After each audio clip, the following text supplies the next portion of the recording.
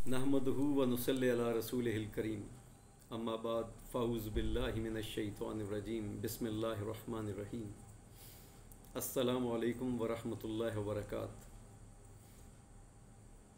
मेरा जो कल का वीलॉग था जिसमें मैंने अदम बर्दाश्त का ज़िक्र किया, उसी के नीचे कमेंट सेक्शन में मेरे बेटे ने एक कमेंट किया, in the absence of justice what is sovereignty but an organised robbery. ये कदीम फ़लसफ़ी हिंद कौल है। इसको पढ़ने के साथ ही मेरे जहन में चंद दिन पहले एक वाक़या मेरी नज़र से गुज़रा, जिसमें सुप्रीम कोर्ट ने दो भाइयों को एक कत्ल के जुर्म में बाइज़्ज़त बरी कर दिया,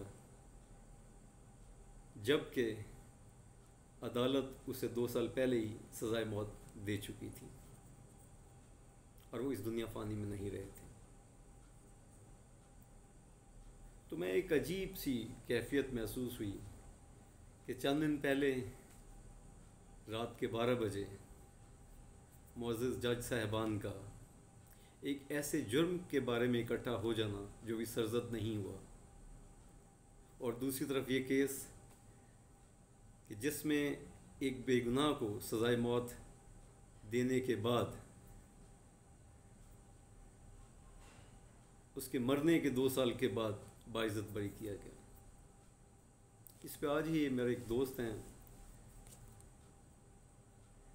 ग़ुलाम अहमद सुलहरी, उन्होंने एक वाक़या शेयर किया और मैंने मुनासिब समझा कि मैं आपकी गोशगुजार कर दूँ। कहते हैं कि एक जंगल से, एक वीराने से एक तोता और तोती गुज़र रहे थे, तो उनके रास्ते में एक उजाड़ बियाबान गांव आया। तो तोती ने तोते से पूछा कि ये इलाका बहुत वीरान है, ये गांव बहुत वीरान है।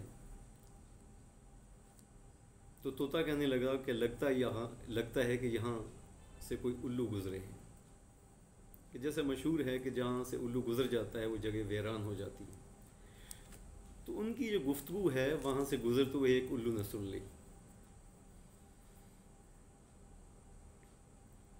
वो उनके पास आया और उनसे कहने लगा कि तुम इस जगह पे नए मुसाफिर लगते हो,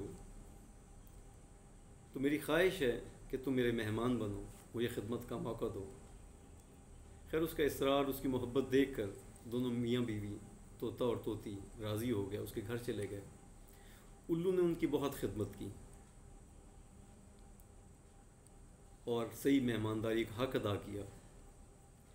जब वो इन तमाम लवाज़िम से फ़ारिग़ हो गए तो तोते ने कहा कि उल्लू भाई, मुझे इजाज़त दें, हम लोग अब चलते हैं क्योंकि हमने घर में पहुंचना है, रात बहुत गहरी हो गई है। उन्होंने कहा जी ठीक है आप जाएं, मगर तोती को यहाँ छोड़ दें। उसने कहा जी तोती को क्यों छोड़ दें? उसने कहा ये तो मेरी बीवी है, तुम कैसे साथ ले जा सकते हो?